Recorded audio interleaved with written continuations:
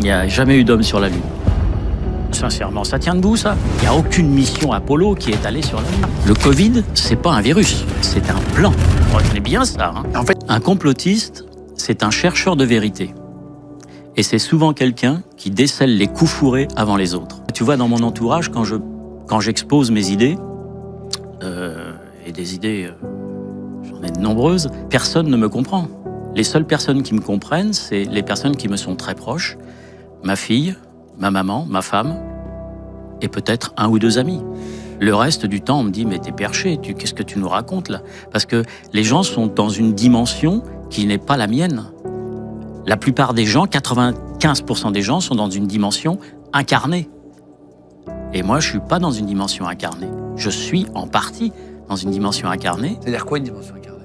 Ben, celle qui est la nôtre, d'homme, d'humain, incarné avec un corps. Mais à l'intérieur de ce corps, il y a de l'énergie. Avant toute chose, de l'énergie, de l'information, de la vibration. Et ça, c'est une conscience aussi. La conscience matérielle, c'est quoi ? Dans laquelle nous vivons, c'est le temps, l'espace et la matière. Ça induit la conscience matérielle, dans laquelle nous vivons au quotidien. Mais à ça s'oppose l'énergie, l'information et la vibration.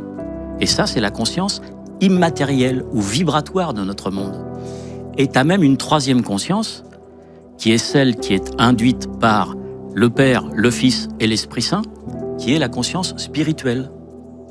Tu as des gens qui vivent dans la conscience vibratoire, comme les médiums, qui arrivent à communiquer avec des âmes, avec des morts, ce que la plupart des gens ne peuvent pas faire. Et puis, il y a des gens qui sont dans la conscience totalement spirituelle. Et ceux-là, ils deviennent prêtres. Qu'il ne faut pas confondre avec la planète.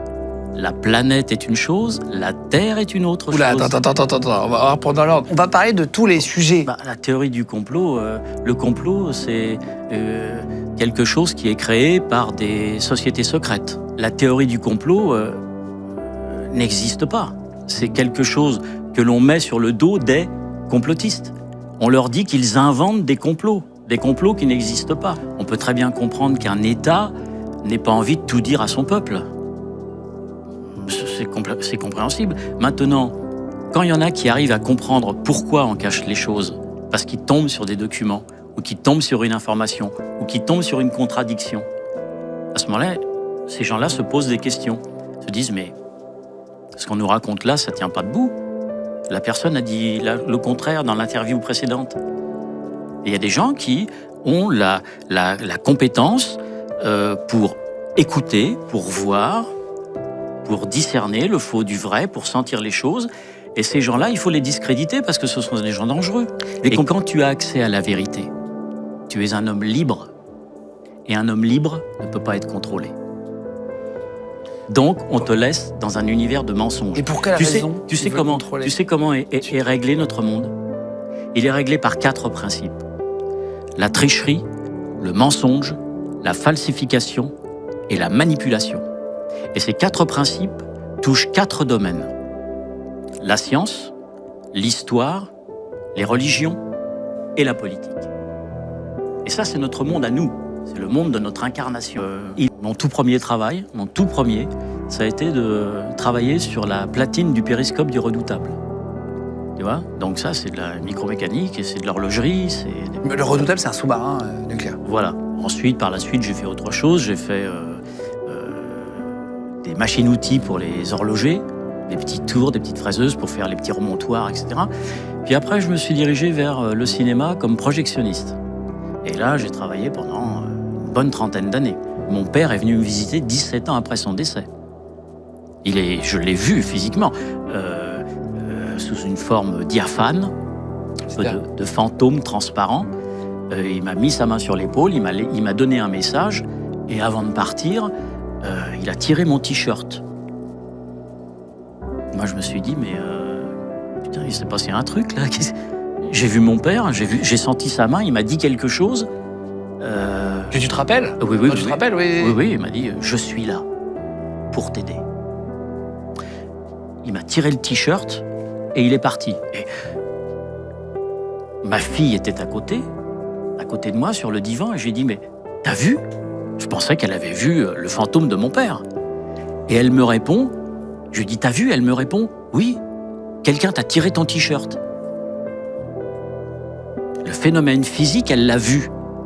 Donc parfois, quand j'entends des choses qui me paraissent un peu énormes, je me dis, après tout, pourquoi pas? Parce que le monde dans lequel on vit est tellement compliqué. D'aller d'une conscience matérielle à une conscience vibratoire, à une conscience spirituelle, c'est compliqué de naviguer entre tout ça. Il y en a qui se contentent de vivre dans la conscience matérielle. Non, les drones, c'est pas simplement des petits avions avec 4 petites hélices. Tu peux faire des drones, des avions, à 3000 morts par jour. D'accord? Quand ils ont fait la guerre en Irak, 3000 morts par jour.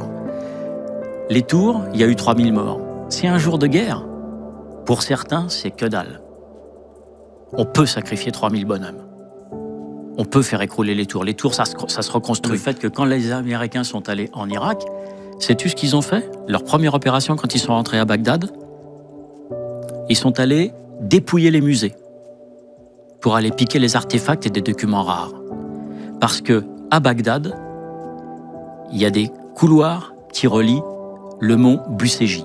Qu'est-ce que c'est que le mont Bucégi? Alors c'est une énorme cavité qui a été découverte. Ça, c'est une théorie du complot? Ça existe non. Officiellement d'après les chercheurs? Ah bah non, non, c'est surveillé 24 heures sur 24 par 3 armées du monde, quand même. Donc c'est qu'il y a quelque chose là-bas, quand même. Parce qu'il y a des tablettes, il y a des secrets, il y a les manuscrits de la mer morte, etc. Des choses qui ne doivent pas être révélées et qui, à un moment donné de notre civilisation, doivent être cachées parce que c'est pas l'heure de les révéler. Et il vaut mieux que ce soit dans un coffre au 17e sous-sol d'un bâtiment que exposé dans un musée. On ne pourra comprendre la science que lorsqu'on ira de l'autre côté de la science. Il faut aller beaucoup plus loin, mais nous, notre problème, c'est que nous sommes incarnés. Nous vivons dans un monde matériel. Mais au-delà de ce monde matériel, il y a des mondes vibratoires. Et ces mondes-là, on n'y a pas accès.